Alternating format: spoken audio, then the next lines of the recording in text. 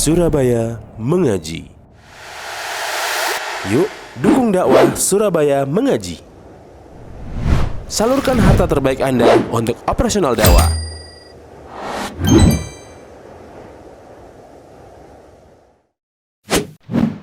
SM Store, amanah dalam muamalah. Assalamualaikum warahmatullahi wabarakatuh. Innal hamdalillah nahmaduhu wa nasta'inuhu wa nastaghfiruh wa na'udzu billahi min sururi anfusina wa sayyiati a'malina may yahdihillahu fala mudilla lahu wa may yudlil fala hadiya lahu.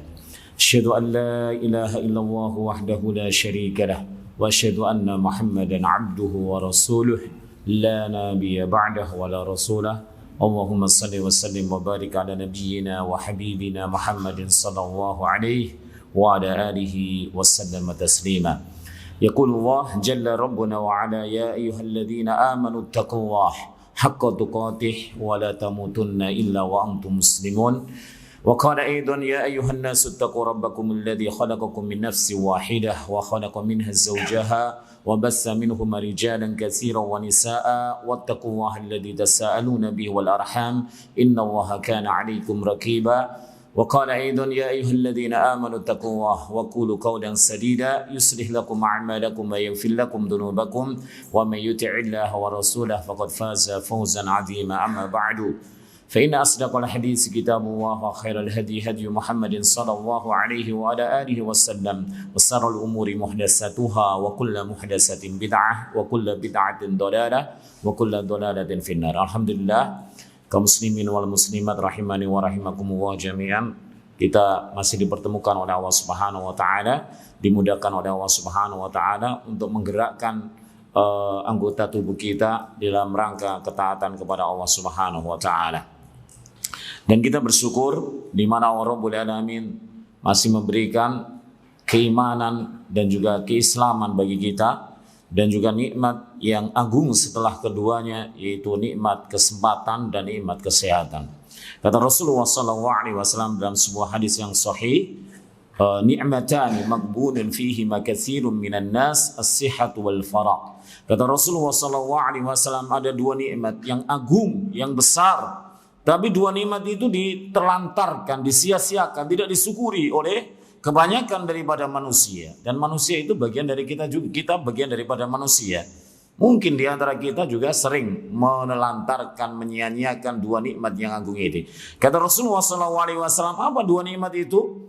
Adalah nikmat as-sihhatu wal faragh, kesehatan dan juga waktu yang luang. Wallahi, andai salah satu daripada dua nikmat itu dicabut dari kita oleh Allah Subhanahu wa taala, maka kita nggak mungkin bisa berkumpul di sini. Nggak mungkin bisa ikut salat jamaah di musola ini, tidak bisa mengikuti kajian, nggak mungkin, ya.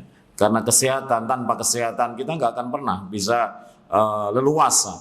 Begitu pula andaikan waktu itu juga tidak diberi keluangan oleh Allah Subhanahu wa taala, wallahi kita tidak akan pernah bisa berkumpul di musola ini.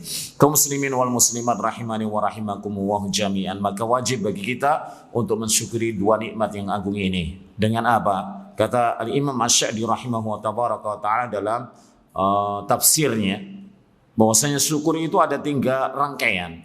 Yang pertama adalah an-nutqu bil lisan, yaitu mengucapkannya dengan lisan, alhamdulillahirabbil alamin. Kemudian yang kedua apa Pak? Meyakininya dalam hati, bahwasanya nikmat sehat, nikmat waktu luang ini itu datang dari Allah Subhanahu wa taala, diyakini dalam hatinya.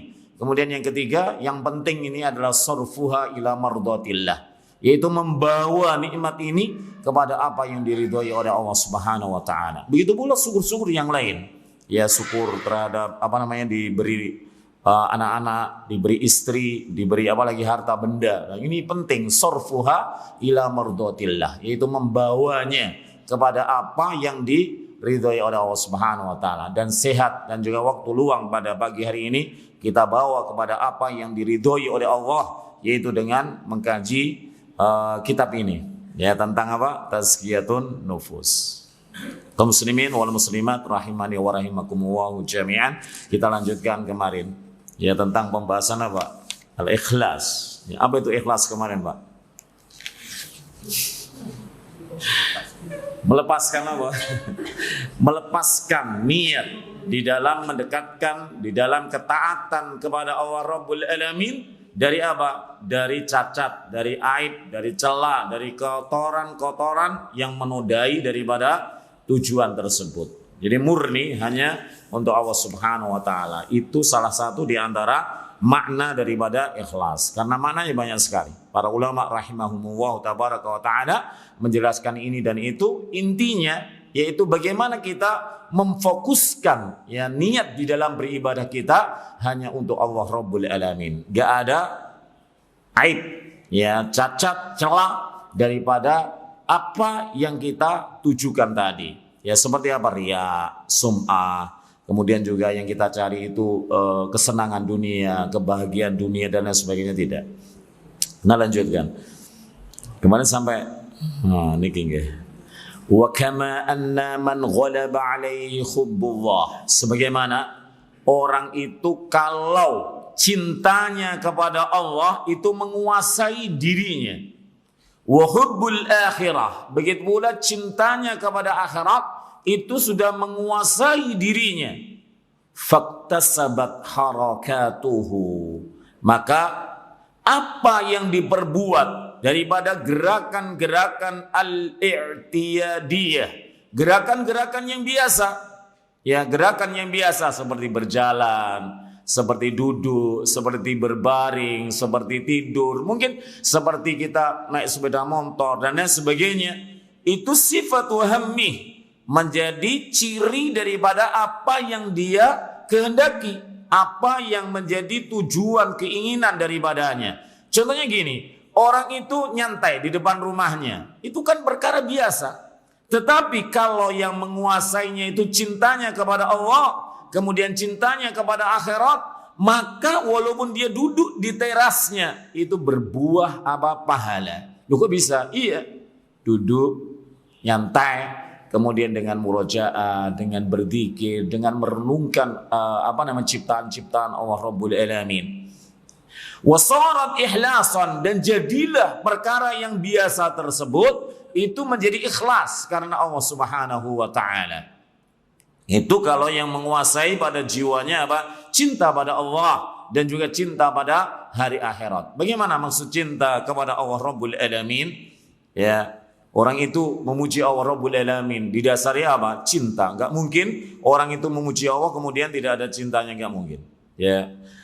Falladhi yaghlibu ala nafsi dunya. Tetapi kalau ada orang yang dia itu dikuasai, yang mengalahkannya itu urusan dunia. Apa saja dunia? Tendensinya dunia. Ikut kajian kalau nggak ada keuntungan dunia nggak mau. Salat kalau nggak ada untungnya dunia nggak mau juga. Ada orang itu yang masya Allah rajinnya salat duha, ya, tapi hanya ingin apa? Agar dagangannya laris. Ada kan seperti itu. Ya, banyak kisah kan?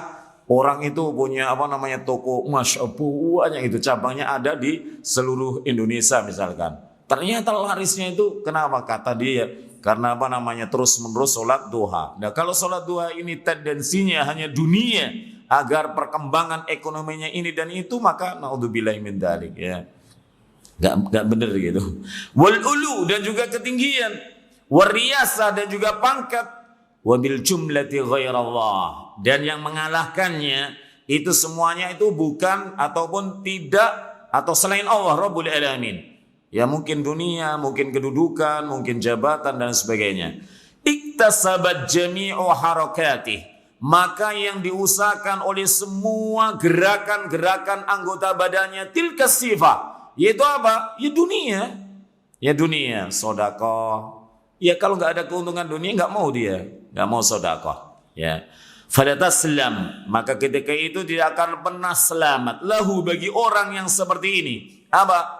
Semua yang mengalahkan dirinya, gerakan-gerakannya, amalan-amalannya itu hanya untuk dunia, maka tidak akan pernah selamat. Ibadatun, yaitu ibadah yang dia lakukan, min saumin, dari puasa, wa salatin, maupun salat, wa ghairi dzalik, dan juga selain daripada itu semuanya, illa nadira, kecuali teramat jarang, sedikit sekali yang selamat, maksudnya bisa ikhlas itu sedikit sekali. Jadi intinya orang itu kalau yang menguasai pada dirinya cintanya kepada Allah, cinta kepada kampung akhirat, maka sangat mudah baginya untuk mengikhlaskan bukan sebagian amal, tapi semua amalannya.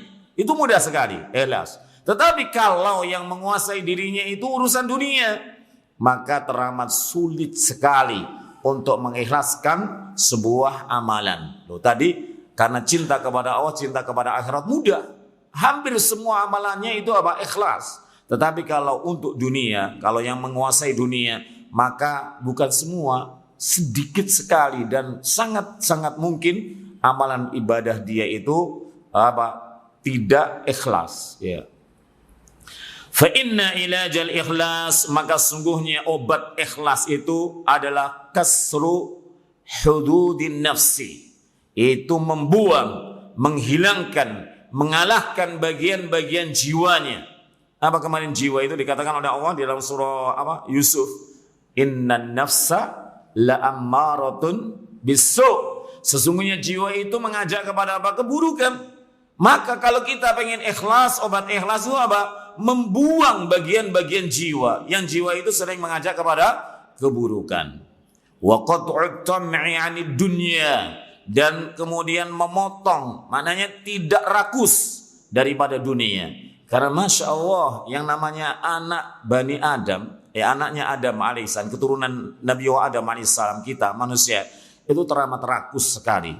Ya, orang yang sudah memiliki rumah satu, pengen rumah yang kedua. Atau punya toko satu, pengen toko dua. Punya mobil satu, pengen mobil dua. Ya, iya kan? Tamak gitu ya. Punya istri satu, pengen istri dua, nggih. Kalau itu mah boleh-boleh aja. Nggih, cuma ibu-ibu yang kasihan. Nggih. Anak kula niku dimadu oleh suaminya, Pak. Ini kisah aja sedikit. Dimadu. Anak saya itu alhamdulillah cantik. Kemudian juga hafidhah gitu ya. Dan apa namanya ijazahnya, ijazah dari mana, Riyadh, Pak. Internasional hafidnya itu.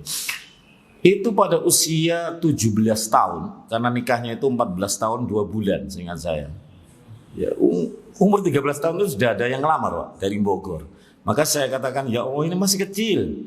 Kemudian umur 14 tahun ada lagi yang ngelamar. Ya, mahasiswa dari Universitas Islam Madinah waktu itu. Tapi sayangnya pada usia 17-an tahun, Pak, itu sudah dimadu. Ya Allah, kasihan banget saya gitu. Tapi itu boleh-boleh saja kan gitu. Wa qat'u tam'i 'anid dunya, dan apa? Memotong kerakusan dari perkara dunia. Masya Allah. Wallahi, kita jujur ya. Apakah kita itu tamak terhadap dunia? Wallahi iya. Iya kan? Ya enggak, Pak. Kita itu kalau punya apa ya? Misalkan perdagangannya, toko kita isinya itu baru sepertiganya. Wallahi, apa yang kita inginkan? Bagaimana bisa memenuhi toko tersebut? Ya toh? Setelah toko itu penuh, apa yang kita inginkan? Kita punya gudang, ya kan? Gudang satu sudah penuh, pengen lagi gudang yang lainnya, itu tamak. Maka obatnya agar kita bisa menjadi orang yang memurnikan ibadah kita kepada Allah adalah memangkas ketamakan ini. Cukup puas dengan apa yang diberikan oleh Allah Rabbul Alamin. Ya, loh, berarti kita itu nggak boleh jadi orang kaya. Siapa bilang? Siapa bilang? Boleh-boleh saja. Tetapi kita nggak boleh rakus gitu ya. Apa tujuan kita daripada menumpuk harta atau mencari harta itu apa gitu? Wattajarrudu lil akhirah, dan memurnikan ya amalan-amalan kita, apa ya istilahnya, mindset kita, pikiran kita itu untuk akhirat. Ya, untuk akhirat. Ya, contohnya bagaimana untuk akhirat? Orang itu kalau dia mau apa, sedekah, ya. Sedekah 1000 misalkan saja ya. Ini mindsetnya, matematikanya matematika akhirat. Kalau 1000 ini kita punya uang 100.000, berkurang 10.000 kita sedekahkan, kan tinggal 90. Itu matematika dunia. Tapi kalau matematika akhirat tidak sedemikian itu. Kata Allah Rabbul Alamin, masalul ladzina yunfikuna amwalahum masalul ladzina yunfikuna amwalahum fi sabilillah kamathali habbatin ambatat sab'a sanabil fi kulli sumbulatin mi'atu habbah wallahu yudha'ifu liman yasha' ila akhiril ayat. Kalau kita pengen apa namanya matematika akhirat bukan itu. Jadi satu ini 10.000 kah anggap ya. Itu akan berkembang menjadi apa? 7 tangkai. Ya, 7 tangkai di dalam surah Al-Baqarah itu. 7 tangkai berarti 10.000 kali 7 berarti berapa? 70.000. Kemudian fi kulli sumbulatin mi'atu habba. Tiap-tiap tangkai itu ada berapa? 100 biji. Jadi setiap tangkai loh ini ya, berarti menjadi berapa tadi? 700 ya. Nah, sekarang 10.000 kalikan 700 berapa? Kira Pak? 7 juta ya Pak. Nah, pokoknya itu ya. Jadi mindsetnya kalau kita itu memurnikan untuk akhirat seperti itu. Sodakohnya, puasanya, sholatnya, ya kita kelihatannya puasa, lapar dan ini, masya Allah, pahalanya luar biasa. Ya, bahkan ibadah-ibadah yang lain itu ya diwakilkan atau Allah memerintahkan kepada malaikat untuk memberikan apa? Pahala. Oh, pahalanya sholat itu demikian, pahalanya membaca Al-Quran demikian. Tapi puasa bukan, ya hanya Allah Rabbul Alamin nanti. Allah sendiri yang akan memberikan pahala kepada puasanya seorang tersebut. Ya, karena puasa itu adalah ibadah yang dikhususkan hanya untuk Allah Rabbul Alamin, dan Allah akan membalas pahala puasa tersebut dan lain sebagainya.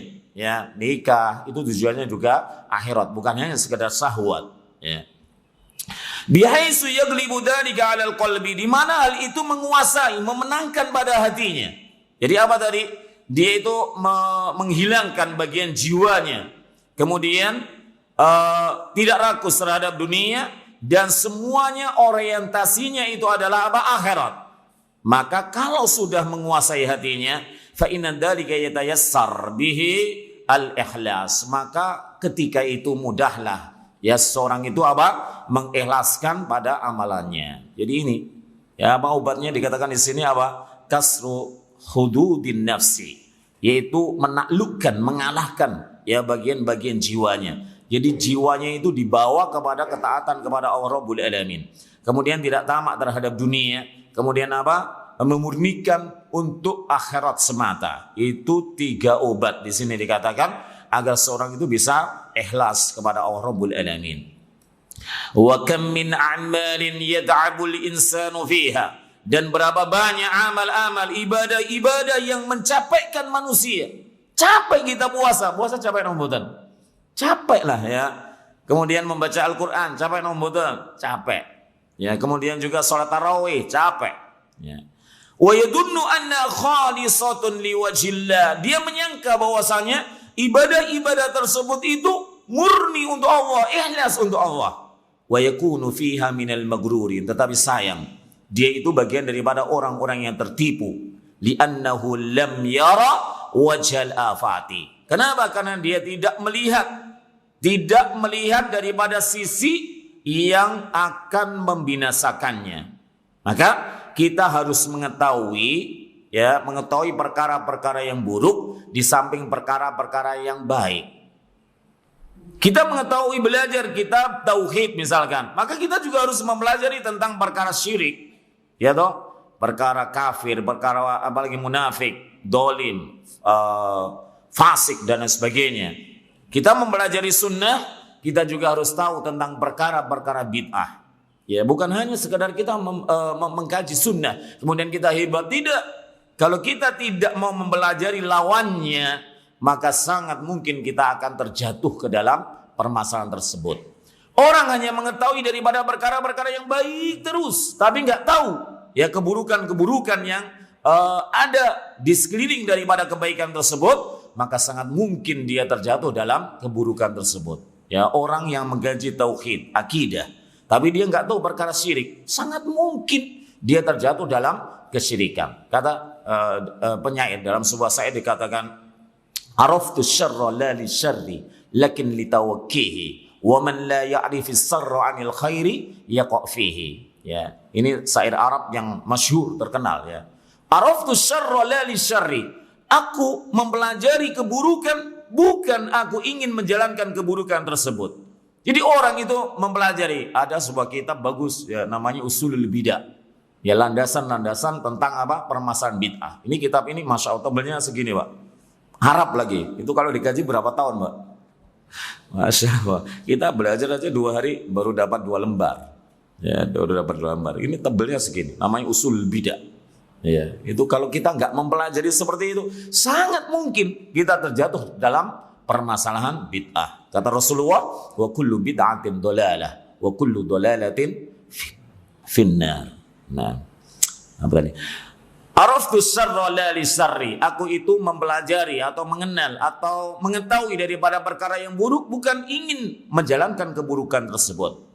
Lakin li tawakki, akan tetapi aku ingin menjauh, tawakki, yang menjaga agar aku tidak terjatuh di dalam keburukan. Wa man la ya'rifis syarra, dan barang siapa yang tidak mengenal keburukan, anil khairi, daripada kebaikan, yaqa fi, orang itu sangat mungkin terjatuh ke dalam keburukan tersebut. Maka ketika seorang itu mengkaji tentang permasalahan ikhlas, maka dia juga harus mengetahui daripada al-afah, yaitu perkara-perkara yang menghancurkan dirinya. Ya, contohnya apa? Riya, sum'ah, ujub, dan lain sebagainya. Kama hukiya an ba'dihim, sebagaimana dikisahkan oleh sebagian mereka, annahu kana yusalli da'iman fi shaffil awal, bahwasanya ada orang yang sholatnya itu di shaf pertama terus. Bagus membuatan bagus, ya. Dikatakan dalam sebuah hadis itu bahwasanya khairus sufufir rijal awwaluha, sebaik-baik shafnya laki-laki itu di awalnya, wasarruha akhiruha, dan paling buruknya itu di akhirnya, kan gitu. Berarti bagus kan ini? Bagus. Tapi fata'akhkhara yawman 'anis salati, kemudian dia tertinggal suatu hari ya dari salatnya itu, fa shalla fi shaffis tsani, kemudian dia salat di shaf belakangnya, yaitu kedua.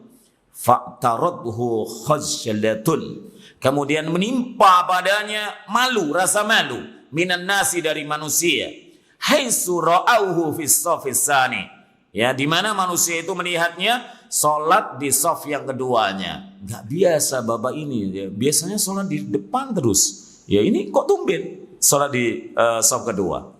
Fa'alima anna masarrathu, fa inna masarratahu wa rahata qalbihi min as-salati bis shafil awal kanat bisababi nadharin nasi atau nadrin nasi ilaihi.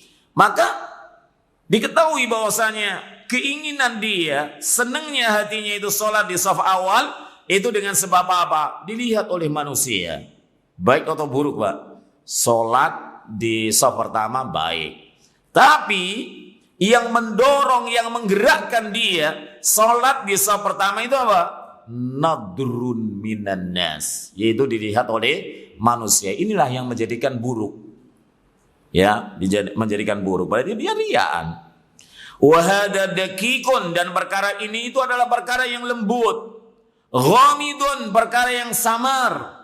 Qallama taslamul a'malu min amsalih.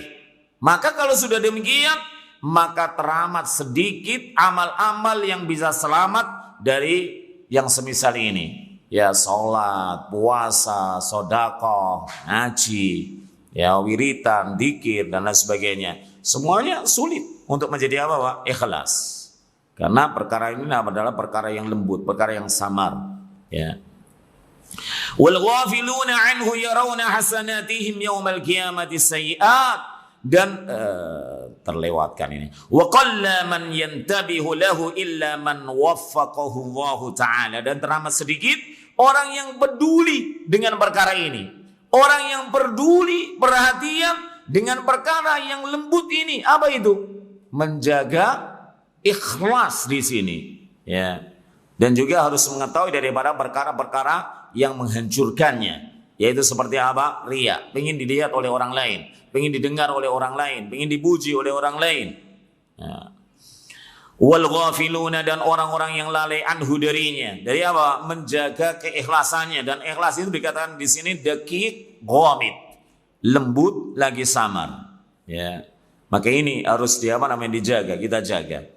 Wal ghafiluna anhu yarawna hasanatihim, dan orang-orang yang lalai dari perkara ikhlas ini, mereka melihat kebaikan-kebaikannya, amal yang dia bangun di dunia ini. Yaumal qiyamati sayyi'at, pada hari kiamat nanti kebaikan yang dia lakukan di dunia itu nanti di akhirat adalah keburukan-keburukan, ya, kejelekan. Lu kok iso? Iya, karena salah niat, karena ikhlasnya tidak dijaga.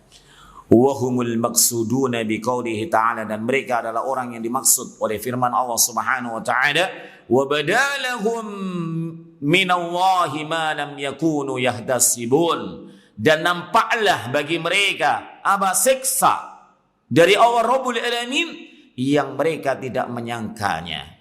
Ya, ada sebuah kisah. Ada salah seorang yang dia itu sholat qobliyah subuh. Qobliyah subuh itu gimana, Pak? Apa yang dibaca? Surat Al-Baqarah?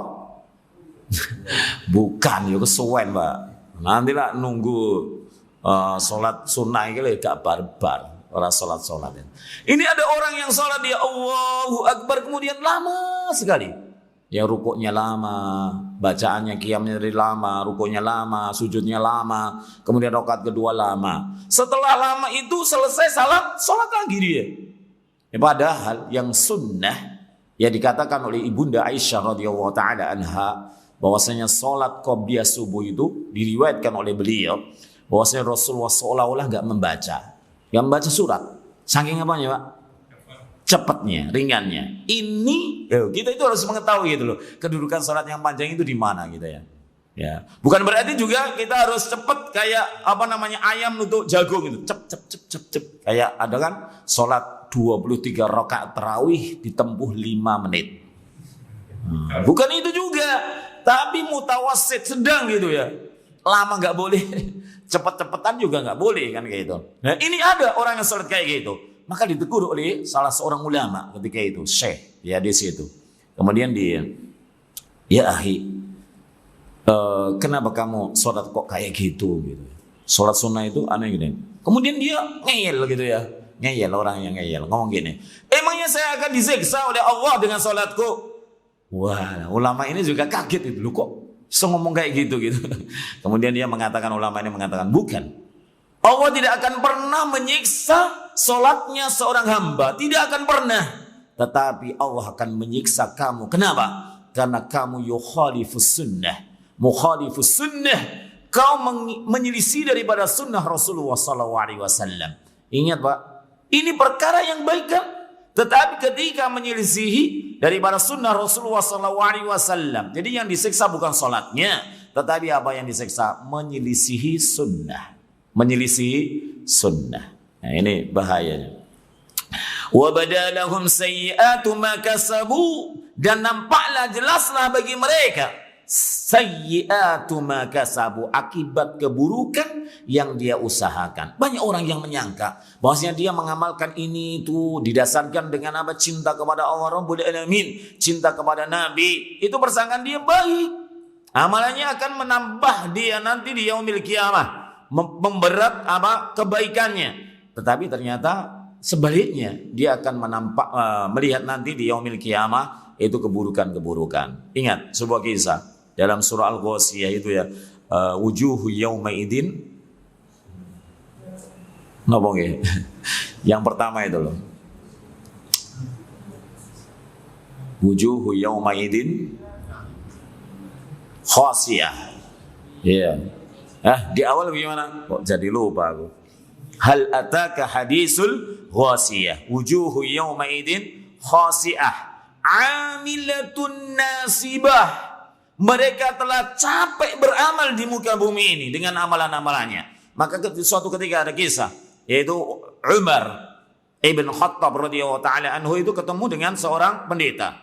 Pendeta itu wajahnya pucat. Kenapa? Malamnya tidak tidur dia. Dia beribadah. Ya, mereka sangka bahwasanya ibadahnya itu akan membuahkan kenikmatan di yaumil qiyamah. Maka Umar berkata, kurang lebihnya, kamu itu kasihan banget. Kasihan banget lu, ngopo kasihan kata dia. Kenapa kasihan? Ya. Leung kamu itu lu beramal capek nanti di yaumil kiamat disiksa. Ya, disiksa. Kenapa?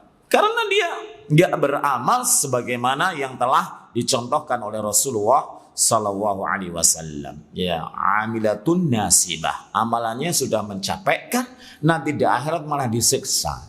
Maka Masya Allah, ya, kita itu sederhana dalam sunnah. Itu jauh lebih baik daripada mengada-ngada amalan-amalan ibadah yang enggak pernah dicontohkan oleh siapa? Rasulullah sallallahu alaihi wasallam. Di sini dikatakan wa badalahum minallahi ma lam yakunu yahtasibun. Dikatakan oleh Allah Rabbul Alamin, dan jelaslah bagi mereka siksa minallahi dari Allah ma lam yakunu yahtasibun. dari semua yang belum pernah mereka sangka. Ya, contohnya tadi adalah contoh sholat yang dia menyelisih daripada tuntunan Rasulullah SAW. Mestinya ringan, cepat gitu ya. Tapi dia justru malah melamakan, melambatkan. Tuh, ini hati-hati ya. Bukan permasalahan sholatnya yang siksa, bukan. Tetapi karena menyelisihi sunnah. Ya, naudzubillah min dzalik. Kemudian juga firman Allah Subhanahu wa taala dalam surah Al-Kahfi, "Qul hal nunabbi'ukum bil asrina a'mala." Katakanlah wahai Muhammad, maukah kalian aku ceritakan bil asrina a'mala, orang yang paling merugi dalam amalannya, amalan yang paling merugi. Alladzina dhalla sa'yuhum fil hayatid dunya, yaitu orang yang dia tersesat di dalam usahanya di dunia ini.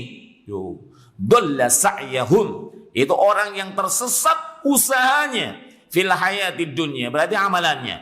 Maka amalan itu harus dibangun dengan apa, Pak? Dengan ilmu, bukan dengan sekedar perasaanku ngini ki apik. Enggak bisa kayak gitu, ya. Contohnya saja pada lebaran besok itu ya. Pada lebaran besok, ya perasaanku aku salaman karo wong wedok itu kan apik, menggugurkan dosa. Iya, ada hadis yang menjelaskan tentang menggugurkan dosa orang yang berjabatan tangan, tapi bukan dengan wanita yang bukan mahramnya. Ya, tetapi kalau berjabatan tangan dengan wanita itu yang bukan mahramnya, maka itu jauh lebih baik ditusuk ya dengan dengan paku, dengan besi dari api neraka daripada bersentuhan, apalagi salaman.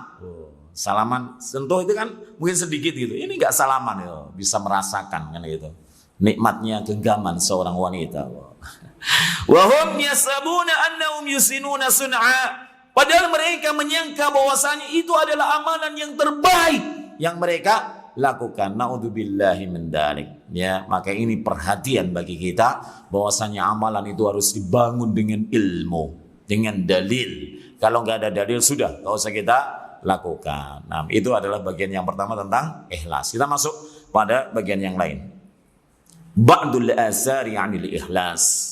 Sebagian daripada pengaruh. Asar ini boleh diartikan pengaruh, bukan pengaruh ya, tetapi dalil-dalil gitu ya, 'anil ikhlas. Qala Ya'qub rahimahullah, al-mukhlisu man yaktumu hasanatih kama yaktumu sayyiatih. Orang yang ikhlas itu bagaimana? Ya, pengaruhnya dalam kehidupannya itu bagaimana?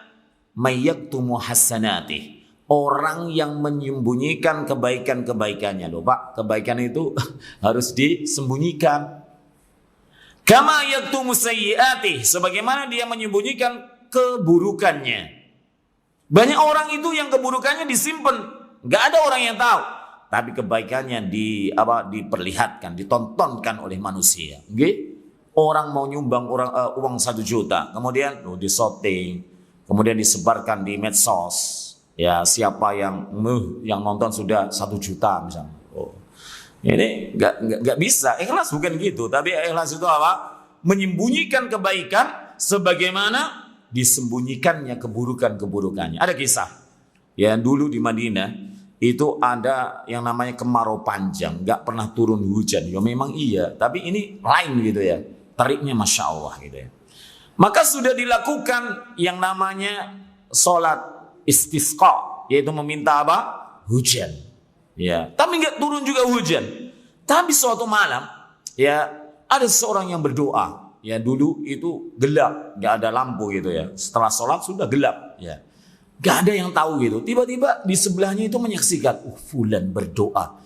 Ya, tiba-tiba tangan ini loh, tangan dia memohon kepada Allah agar Allah menurunkan hujan. Tangannya itu belum diturunkan, hujan itu sudah turun. Orang ini hebat berarti. Maka diikuti oleh orang yang mengetahui, yang mendengar dia berdoa itu, diikuti. Ternyata dia itu bukan asli orang Madinah. Dia hanya orang yang dari mana gitu ya, bekerja, kemudian kontrak gitu ya. Maka kemudian dia ketuk rumahnya. Ya, kemudian dia salam, kemudian dia menyampaikan, bukankah engkau tadi yang berdoa? Maka orang ini bahagia. Oh, aku kok gitu. Bukan. Tetapi dia malah marah luar biasa. Siapa yang bilang? Siapa yang tahu? Saya nggak berdoa tadi. Ya kamu salah sangka barangkali. Maka orang itu kemudian pulang gitu ya. Kaget juga orang yang bertanya tadi. Padahal dia pengen apa? Pengen mencontoh, pengen meneladani mungkin kan kayak gitu. Ya, akhirnya dia pulang. Maka beberapa waktu dia kembali lagi ke orang tersebut, ya ke rumah yang dia kontrak tadi. Maka ternyata dia salam, kemudian nggak ada yang jawab. Kemudian dikabarkan bahwasanya orang itu sudah pergi sejak peristiwa tadi, sejak diketahuinya dia berdoa. Masya Allah, berarti dia orang yang mukhlis, dan iya orang yang ikhlas. Dia menyembunyikan kebaikannya sebagaimana menyembunyikan keburukan dari mata manusia. Kalau kita Pak, orang hidup di zaman sekarang ini, Masya Allah, ya beda gitu ya. Kita itu pengen menonjolkan kebaikan-kebaikan kita kan itu. Ya bisa lantunan bacaan kita bagus itu, Masya Allah gitu, kemana jalan, di toko, di mana gitu ya, dibaca. Pengen apa? Menonjolkan kebaikannya. Padahal orang yang ikhlas tidak seperti itu. Yaitu apa? Man yaktumu hasanatih. Orang yang menyembunyikan kebaikannya, disimpan betul rahasia antara dirinya dengan siapa? Allah Rabbul Alamin. Masya Allah, luar biasa. Ya, dan juga di antara terkabulnya doa itu juga apa Pak? Menyembunyikan kebaikan ini. Ya, amal kebaikan ini. Qala Susi. Susi itu nama ulama. Ya, namanya siapa? Ziyad itu, Ibnu Ziyad ya. Ya. Qala Susi. Susi itu dinisbahkan pada tempat mungkin atau pekerjaan atau yang lainnya gitu ya. Susi, Susi kalau kita nggak Mbak Susi, bukan ya. Ini As-Susi itu namanya beliau adalah qurra ya, dan juga muhaddis. Yang qurra itu ahli dalam bacaan Al-Quran ya. Al-ikhlasu yang dikatakan ikhlas itu faqdu ru'yatil ikhlas. Dia kehilangan daripada melihat ikhlas. Jadi ketika seorang itu melakukan ikhlas, dia nggak melihatnya. Dia melalaikannya gitu. Ya nggak dilihat terus. Masya Allah, tadi aku sholat, bisa ikhlas gini. Ketika aku tawaf bisa ikhlas. Ketika aku nyium hajar aswad bisa ikhlas gini. Bukan itu. Tapi ikhlas itu faqdu ru'yatil ikhlas. Dia kehilangan. Maknanya apa? Sudah nggak dipedulikan. Pokoknya antara dirinya dan Allah saja sudah selesai. Ya, nggak diingat-ingat lagi gitu. Fa inna man syahada fi ikhlasi al-ikhlasa. Maka bagi orang yang dia itu menyaksikan pada ikhlas yang itu adalah sebuah ikhlas, faqad ihtaja ikhlasuhu ila ikhlasin. Maka ketika itu ikhlasnya dia butuh diikhlaskan lagi. Ini perkataan sulit, Pak. Tetapi nanti kita maknanya itu bagaimana? Apa yang dikatakan oleh As-Susi rahimahullah, ya. Wa ma dzakara, dan apa yang disebutkan oleh Al-Imam As-Susi ini yaitu isyaratan ila tasfiyatil amal minal ujbi bil fi'l. Ya, maksud daripada perkataan Susi itu, ikhlas itu butuh diikhlaskan itu bagaimana? Yaitu kita butuh apa? Memurnikan, membersihkan amal dari ujub. Dari ujub. Ya, saya punya santri. Itu kalau dia baca gitu ya. Saya punya santri, bukan menceritakan keburukannya, cuma ingat ini saja ya. Maka dia setelah baca gitu ya, kemudian gak ada salahnya gitu, gak ada salahnya karena gak berharokat gitu. Maka kemudian setelah itu ya dia bilang sendiri habis baca itu, Masya Allah, ini kan ujub. Ya bangga gitu bahwasanya gak ada kesalahan, Masya Allah. Sekarang juga ada kan dalam komentar-komentar di medsos itu ya, rizkine anak soleh. Ujub kalau dirinya itu soleh kan itu, padahal belum tentu. Ya, iya kan? Alhamdulillah rizkine anak soleh. Ini ujub Pak ya. Maka ini butuh gitu. Amal itu perlu apa? Taswiyah. Perlu dibersihkan, perlu dijernihkan dari apa? Ujub. Ujub ini Masya Allah, ujub ini sebuah bencana. Betul-betul ya. Betul-betul bencana. Ya, orang misalkan punya istri bercadar, Masya Allah, ora koyo bojoku loh. Ujub. Ya. Misalkan orang mutahajjibah, ya seorang wanita yang memakai jilbab yang syar'i gitu ya, itu luar biasa. Tetapi ketika suaminya ujub ujub yang mengotori, ya, yang membuat bahaya gitu, yang merusak gitu.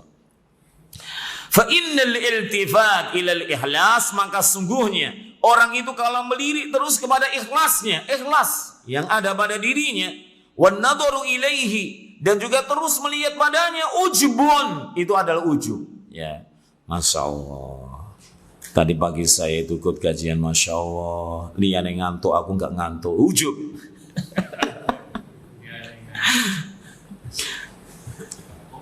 Wa huwa min jumlatil afat, dan itu bagian daripada apa? Bagian daripada bencana. Bagian daripada hal yang menghancurkan, ya. Wal khalisu, sedangkan ya orang yang memurnikan amal ibadahnya ikhlas, masafa an jami'il afat, dia itu apa? Bisa membersihkan daripada semua malapetaka. Ya, malapetaka itu banyak. Ya, bukan hanya tsunami, bukan hanya Covid yang baru saja berlalu, bukan. Tetapi bencana itu banyak sekali, di antaranya ujub, takabur, riya, sum'ah, dan lain sebagainya. Nah, semuanya itu tadi harus kita ketahui. Kalau tidak, maka sangat mungkin kita akan terjatuh kepadanya. Ya toh, kita nggak ngerti tentang apa itu sum'ah, apa itu riya, apa itu ujub, apa bahayanya. Ya, maka kita nggak mungkin selamat gitu dari perkara-perkara tersebut, karena kita nggak mengetahui bahayanya. Qala Ayyub, tahlisun niyat, yaitu memurnikan niat, alal ummal, ya, dari orang-orang yang beramal, asyaddu alaihim min jami'il amal, jauh lebih berat daripada amal tersebut. Jadi mengikhlaskan amal itu jauh lebih berat daripada beramal itu sendiri. Contohnya gini, mengikhlaskan sholat tarawih misalkan, itu jauh lebih berat daripada kita sholat tarawih itu. Orang yang berjihad itu niatnya dalam jihad itu, mengikhlaskan niat itu jauh lebih berat daripada menghadapi musuh. Ya, jadi apa yang berat, Pak? Yaitu ikhlas. Ikhlas itu berat sekali. Ya. Wa qala ba'duhum, dan dikatakan oleh sebagian mereka. Ya, tapi orang kita sekarang, zaman sekarang itu waneh itu ya. Saya didik, misalkan saja wis ikhlas wae lho. Koyo ikhlas ku gampang gitu. Padahal abot, ya abot toh. Abot gitu. Wa qala ba'duhum ikhlasu sa'atin najatul abad. Orang itu kalau bisa ikhlas sesaat, maka dia akan selamat selamanya. Ya, ikhlas sesaat. Maksudnya apa? Ikhlas di dunia ini. Sesaat itu dunia. Dunia itu berapa sih? 60-70 tahun. Tapi najatul abad, yaitu keselamatan selamanya di akhirat. Akhirat itu satu hari sebanding dengan berapa? Ka'alfi sanatin. Ya toh? 24 jam di dunia ini, bandingannya nanti satu hari di akhirat 1000 tahun lamanya. Masya Allah. Berarti kalau kita bisa ikhlas di sini sehari, nanti di akhirat berapa, Pak? 1000 tahun lamanya. Uripe awake dhewe pinten, Pak? 60 tahun. Ya toh? Ini loh, sehari dibandingkan nanti dikasih pahala oleh Allah, yaitu 1000 tahun lamanya sehari. Ya, sebanding dengan 1000 tahun. Maka kita juga harus perhatian. Nah, kalau disiksa, neraka kan juga di akhirat kan gitu. Jadi berbuat dosa di dunia sehari disiksa berapa, Pak? 1000 tahun lamanya. Na'udzubillahi min dzalik, ya Allah. Jadi ikhlasu sa'atin najatul abad. Betul. Kalau kita bisa mengikhlaskan di dunia ini, maka selama-lamanya kita akan selamat. Walakinnal ikhlasa aziz, akan tetapi sayang, seribu sayang, ikhlas itu berat, abot. Ya, abotnya pol, Pak. Ya. Maka kita harus juhdu, ya, berserius gitu ya, semangat untuk mengikhlaskan amalan. Ya. Wa qila li Suhail ayu shay'in asadu 'ala nafs. Ditanyakan kepada Suhail. Suhail ini juga seorang imam, ya, seorang ulama. Ayu shay'in asadu 'ala nafsi. Perkara apa yang teramat berat pada jiwa kita? Maka Suhail berkata, qal al-ikhlas. Paling beratnya itu ikhlas, bukan kerja, bukan sholat, bukan bangun rumah, ya, bukan cari ini dan itu, bukan. Tetapi yang paling berat itu ikhlas. It laysa laha fihi nasibun. Ya, kalau sudah ada ikhlas, ya, dalam hati, maka nggak ada bagian pada jiwa itu selainnya. Ya, jadi harus apa? Dalam jiwa kalau ikhlas gitu ya, maka tidak ada bagian yang lainnya. Tidak ada tendensi riya, sum'ah, kemudian apa lagi, Pak? Yaitu ujub, takabur, dan sebagainya. Wa qala al-Fudail, Fudail ibn Iyad, ya rahimahullah, tarkul amali min ajli nasi riya. Orang itu kalau ninggalkan ibadah karena manusia. Maksudnya gimana? Maksudnya mau sholat qobliyah atau ba'diyah. Ada orang ya kemudian nggak jadi dia. Nanti disangka saya itu riya gitu. Maka di sini dikatakan apa? Tarkul amali min ajlin nas riya. Orang itu kalau meninggalkan ibadah karena ada orang yang melihat, wah dilihat orang, nantilah niatku gimana gitu. Itu riya, dia sudah riya gitu ya. Jadi bahaya ini ya. Niatnya tadi sudah mau sholat ba'diyah. Ya ba'diyah duhur misalkan. Kemudian kok masih ada orang gitu ya. Akhirnya dia batalkan. Maka itu sudah riya. Faham ya? Al-amalu min ajlin nasi syirkun. Kalau beramal tapi ditujukan untuk manusia, untuk mendapatkan pujian manusia, itu syirik. Ya syirik. Bukan lagi riya, tapi syirik. Syirik ya. Riya syirik kupi. Nah, ini perlu kita kaji. Ya. Jadi amal manusia itu kalau dari awal li ajlin nas, maka itu syirik. Padahal Allah Rabbul Alamin berfirman, Inna Allaha la yaghfiru ayyushraka bih. Allah tidak sudi ya mengampuni dosa syirik. Ini ngeri gitu syirik ya. Jadi orang yang beramal niatannya dari awal itu untuk manusia maka itu syirik. Tetapi kalau orang itu niatnya ikhlas, kemudian misalkan sholat subuh ya, hampir selesai, kemudian kayak ada Pak Bupati datang ya, kemudian dia perbaiki ya, maka ini muncul tiba-tiba gitu ya. Kemudian dia bisa menguasai hatinya, kemudian ditinggalkan riya tersebut. Maka ini ibadahnya tidak rusak, Pak. Ya, ibadahnya semuanya tidak rusak. Insya Allah diterima oleh Allah. Tetapi kalau dari awalnya niatnya sudah riya, maka itu syirik. Ya, beda kan? Muncul di tengah peribadahan riya. Dengan dari awal riya itu nilainya itu sudah berbeda. Yang pertama itu kalau di tengah-tengahnya muncul riya di sebagiannya, kemudian dia biasa menguasai, kemudian dibuangnya, maka insya Allah ibadahnya diterima. Tapi kalau dari awal dia itu riya, maka ibadahnya ini mardud, ditolak oleh Allah Rabbul Alamin. Bahkan pelakunya adalah musyrik, ya, menjadi orang yang menyekutukan Allah. Wal ikhlas, dan yang dikatakan ikhlas ayyu afika Allahu minhuma. Allah memberikan keselamatan ya darimu dari keduanya. Tidak meninggalkan amal karena manusia dan juga tidak beramal karena manusia. Ya, tidak meninggalkan amal karena manusia dan juga tidak beramal karena manusia. Itulah yang selamat. Jadi jangan sampai kalau kita sudah punya tekad ya mau sholat ba'diyah misalkan, kemudian ada orang, jangan sampai dalam hati kemudian kita batalkan itu karena dalam hati kita wah nanti dikatakan riya, dikatakan ini dan itu. Jangan ya, karena itu sudah riya. Maka kita tetap harus sholat dan kita fokuskan hanya untuk Allah Rabbul Alamin, enggak perlu melihat manusia itu tadi. Dan juga jangan sampai kita beramal min ajlin nas ya, karena untuk manusia tendensi dunia, jangan, karena itu syirik. Dan ini ada 3 ya, perkataan Fudail ibnu Iyad ya, ada berapa? 3. Yang pertama riya, yang kedua syirik, yang ketiga ikhlas. Apa itu riya? Di sini dikatakan meninggalkan amal karena manusia. Itu namanya riya. Kemudian kalau syirik bagaimana? Beramal karena manusia. Itu syirik. Dan yang ikhlas itu tidak meninggalkan amal karena manusia dan juga tidak beramal karena manusia. Ya, sampai di sini berhenti ya, Pak. Sudah selesai, Pak? Barangkali ada pertanyaan, monggo. Kita sudah 3. Saya menyampaikan bahwa tadi disebutkan bahwa putrinya di madu saja, Masya Allah.